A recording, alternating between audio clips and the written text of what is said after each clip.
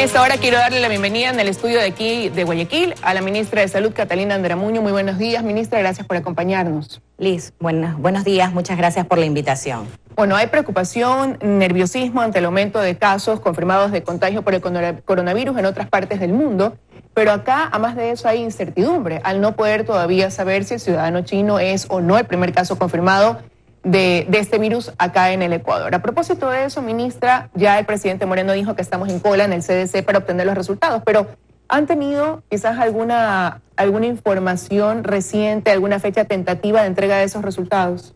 Bueno, nosotros habíamos mencionado que las pruebas están en el CDC. Nosotros necesitamos una respuesta por parte de ellos. Apenas estén los resultados totalmente validados, el CDC de Atlanta informa al Ministerio de Salud Pública, a la OPS y a la OMS, y nosotros inmediatamente informaremos a la ciudadanía. Pero todavía no se puede hablar de una fecha tentativa en que ya esos resultados estén acá en el país. Nosotros estamos haciendo el seguimiento para que nos entreguen las pruebas, los resultados de manera pronta. El país conoció de eso el domingo, ya va a ser una semana. ¿Cuándo ustedes enviaron esos resultados? ¿Cuál es la vía de envío también de las pruebas, no? Bueno, las pruebas fueron enviadas siguiendo todo un protocolo, todo un algoritmo, porque recordemos que son pruebas de carácter biológico. No es cualquier muestra, no es un papel, no es una caja que se envía. Y seguimos los protocolos y fueron enviados y ya se encuentran en Atlanta. Ahora, ¿cuál es la diferencia quizás entre las pruebas que se realizan? ¿A qué me refiero? Aquí en Guayaquil hubo un caso sospechoso por los síntomas de que podía ser coronavirus en el Hospital Luis Bernaza, pero en menos de 24 horas hubo la respuesta y se descartó que se tratara de un caso de esa enfermedad. ¿Por qué en ese caso sí se pudo y en el caso del ciudadano chino estamos esperando ya, como digo, hace una semana y no tenemos resultados? Bueno, Liz, te explico. El caso del paciente de Luis Bernaza de Guayaquil es totalmente diferente porque ellos hicieron pruebas de descarte. Hicieron pruebas para otros virus respiratorios, otros virus, y salió positivo para uno de ellos. Entonces ahí se hizo el diagnóstico por descarte y ya no hubo necesidad de hacer la prueba del coronavirus. Pero quiere decir que ese descarte también se le realizó al ciudadano chino y al no haber salido ninguna positivo para ninguna de esas tipos de influencias o de pruebas, es que surge la posibilidad de que pueda tratarse de un caso confirmado de coronavirus. Nosotros hicimos las pruebas respiratorias de los virus y nos salieron negativas y por eso es que tomamos la muestra para determinar si es posible caso de coronavirus. Ahora, ¿cuál es el estado de salud actual al momento? Se acaba de publicar un comunicado ahora a las 6 de la mañana informando que ha respondido bien hemodinámicamente al tratamiento de hemodiálisis que se le ha hecho. Cuando ustedes dieron una rueda de prensa hace 2 días se hablaba de que había una alta probabilidad de que falleciera, pero horas más tarde se hablaba de que estaba oxigenando mejor.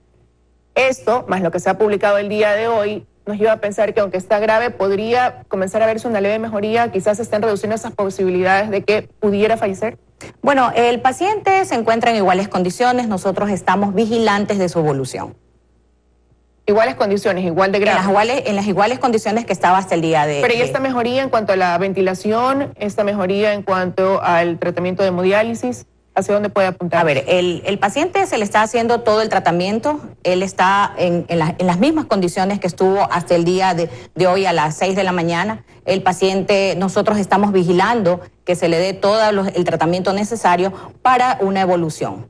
Ahora es importante precisarlo, ministra, porque lo cierto es que hay una serie de información que circula, información que posteriormente debe llegar también a conocimientos de ustedes, porque en las redes sociales después publican y ponen falso con unas letras rojas muy grandes, pero hay todo este tipo de comentarios de que si ya falleció hace unos días atrás, se habla ahora de que habría parte del personal médico, una doctora que aparentemente también está en observación porque estuvo en contacto con él. Entonces, esta proliferación de mensajes que crean más nerviosismo y hasta pánico, ¿no cree que se debe precisamente a una falta de información continua oficial? Bueno, nosotros estamos informando por los canales oficiales, estamos emitiendo boletines de prensa, yo estoy haciendo vocerías en los medios y llamo a la ciudadanía a mantener la calma. Yo creo que es el momento de que el Ecuador esté más unido. Hemos pasado algunas crisis y las hemos superado juntos de la mano. Sigan siempre los medios oficiales, no crean rumores porque realmente eso causa más daño que el mismo virus, ¿no? El mismo coronavirus es la desinformación lo que causa el malestar. Pero por ende no debería haber, por eso digo, quizás información de manera más continua con un portavoz que puede ser usted o alguien que sea que tenga los conocimientos oportunos y que esté constantemente informándonos para evitar que hasta que no sepamos incluso los resultados de si tenemos o no ya el primer caso de coronavirus acá en el país, podamos mantenernos más tranquilos ante lo que estamos viendo, porque lo que preocupa, a diferencia quizás de otros virus que hemos tenido como la H1N1, es que en su momento había la vacuna. Para este coronavirus todavía no hay una vacuna y vemos cómo el contagio avanza rápidamente en países como potencias como China. Así es. Sí, por eso te mencionaba que nosotros estamos informando. Cada cierto tiempo damos información sobre el estado de salud del paciente. Informamos también sobre la vigilancia que estamos haciendo en los puertos, aeropuertos, en las terminales, en las fronteras. Estamos informando a la ciudadanía, estamos dando vocerías, todos los coordinadores zonales de salud, yo en lo personal y el director de vigilancia epidemiológica. Estamos informando a la ciudadanía, por eso le pedimos que se sigan por la información real los voceros oficiales. Ahora, al haber salido el ciudadano chino negativo en las pruebas que le hicieron, que son las que tenemos capacidad acá de ver algún otro tipo de virus, y eso lleva a pensar que podría ser por los síntomas que tiene, quizás el primer caso de coronavirus, ¿qué pasa si da negativo? ¿Qué podría decirse que tiene entonces el ciudadano chino? Bueno, igual se le siguen haciendo otro tipo de exámenes. Estamos determinando mediante pruebas de laboratorio, le hacemos exámenes continuamente, pero tenemos que esperar los resultados oficiales. Ahora, es una larga espera. Colombia, sus casos sospechosos los descartó rápidamente y fueron enviados también al CDC. Ellos en Brasil también, hablo de países de nuestra región. ¿Por qué en nuestro caso se están demorando tanto? Bueno, yo te mencionaba que en el caso de Perú es la misma situación que pasó con el paciente del Luis Bernaza. Y en el caso de Colombia tuvieron una demora de aproximadamente 2 semanas la entrega de los resultados. 2 semanas, o sea que esa podría ser la proyección en nuestro caso. No necesariamente, porque nosotros hemos hablado para que realmente la OPS nos está apoyando, porque nosotros fuimos un país que reportó de manera oportuna el caso.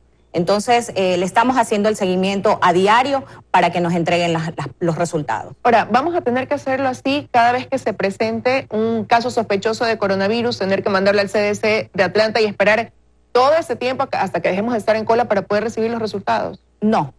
Los protocolos indican que cuando es el caso primario, es decir, el primer caso a nivel mundial, o sea, todos los países tenemos que seguir el mismo protocolo, tenemos que enviar la prueba al CDC de Atlanta o a un laboratorio en Canadá, pero es en el primer caso, nada más. Ya en los siguientes casos que se presenten, ya podemos tener la capacidad resolutiva acá en el Ecuador. Sea ese caso, ese primer caso negativo o positivo. Exacto. Solo que sea positivo o negativo, solo es el primer caso que se realiza en el CDC de Atlanta. Tenemos los reactivos ya para hacerlo acá en el Ecuador en caso de que hayan casos posteriores una vez que hemos recibido esa respuesta de Atlanta, y se lo pregunto porque la autoridad de la OPS, de la OMS acá, decía que Ecuador ha sido el primer país al que se le han entregado estos reactivos para poder realizar esas pruebas, y el vicepresidente en un programa que grabó pues previamente decía que ya ayer deberían estar esos reactivos aquí. Los tenemos. Efectivamente llegaron el día de ayer. Tenemos esos reactivos que nos entregó la OPS. Somos el primer país en América que tiene los primers, los reactivos, y esto es porque el país tuvo la capacidad de notificar oportunamente el caso. Ahora, ¿cómo estamos preparados para enfrentar ese caso en cuanto a la parte médica? Es decir, hemos visto en otros países cómo, para hacerlo de manera más sencilla y que todos nos entiendan, cómo el personal médico se blinda de cierta forma con trajes especiales. Contamos aquí, por ejemplo, con ese tipo de trajes que proteja a ese equipo médico que trata a los casos sospechosos de coronavirus. Bueno, nosotros estamos preparados, hemos socializado con nuestro personal de salud los lineamientos dictados por la OPS, contamos con los equipos de bioseguridad, porque también tenemos que garantizar la seguridad de nuestro personal de salud.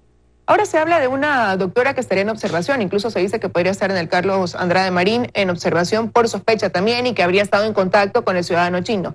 ¿Podría confirmar o más bien desvirtuar eso que hasta ahora se ha manejado como un rumor? Bueno, le comento que esto se trata de una profesional que hizo una pasantía en el hospital. No estuvo en contacto directo con el paciente. El hospital del IES nos notificó que han hecho pruebas de descarte de enfermedades respiratorias y el diagnóstico es una influenza de tipo B. Queda descartado, entonces. Queda descartado. ¿Se han suspendido las pasantías? Porque usted decía es una persona que hizo una pasantía. Sí, ella ¿Qué ya han tomado en ese sentido? A ver, ella terminó su pasantía y ya está trabajando en el hospital, en uno de los hospitales del IES. Ahora, se hablaba de que también se estaba monitoreando a los 42 pasajeros que vinieron juntos en el vuelo con el ciudadano chino. ¿Qué tipo de monitoreo les dan? ¿Qué tipo de acercamiento, de control? ¿Los llaman cada cierto tiempo? ¿Se les realizan pruebas? ¿Cuál es el control que se está haciendo con ellos? Bueno, nosotros estamos haciendo con ellos una vigilancia epidemiológica. Tenemos los datos de ellos, el lugar donde viven, y se hace un monitoreo y un seguimiento a diario. Lo importante es saber si ellos se encuentran sin síntomas. Hasta ahora los 42 se encuentran sin síntomas. Los 42 se encuentran sin síntomas.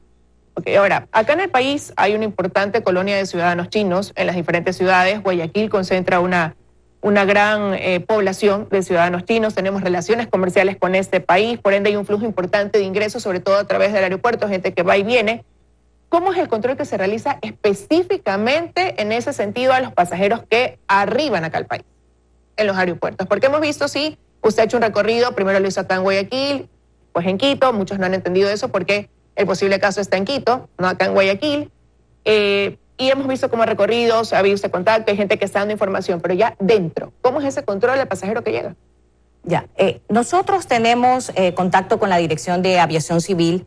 Ellos, los tripulantes, nos informan si existe algún pasajero que tenga alguna sintomatología e inmediatamente informa al puesto de salud que está en los aeropuertos. Entonces ellos nos dan la información y el personal de salud le da la atención médica.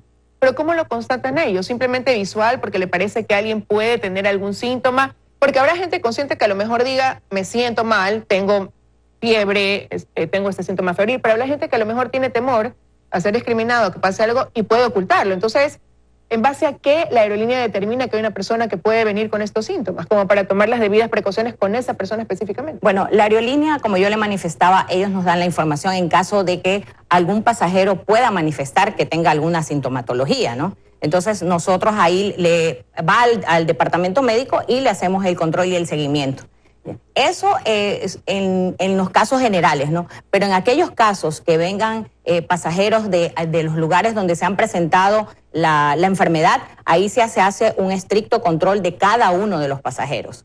Pero debido a la facilidad del contagio y a cómo va aumentando, porque si uno se da cuenta, por ejemplo, en China las cifras de aumento entre un día y otro son bastante altas, y ahora pues precisamente se declara una emergencia por la preocupación en los países que tienen sistemas de salud débiles, y por eso se adopta esa emergencia, porque puede haber ese contagio también fuera. ¿No deberíamos hacer un control más estricto, no simplemente basarnos en lo que pueda decir alguien, me siento mal, como le digo a la persona de la aerolínea, sino sí llevar un control más riguroso con todos los que están ingresando acá al país? Bueno, le comento que nosotros vamos a implementar termómetros termográficos, que son una pistola, una cámara que detecta la temperatura corporal. O sea, es como un termómetro. Es como un termómetro, es una pistola con una cámara que nos determina la temperatura corporal. Pero ¿cómo hacemos para poder ponerle el termómetro a todos? Porque siempre va a haber alguien que por el apuro se puede filtrar. Bueno, eso le digo que es en los casos de aquellos aviones que vienen de los lugares donde se ha presentado la enfermedad.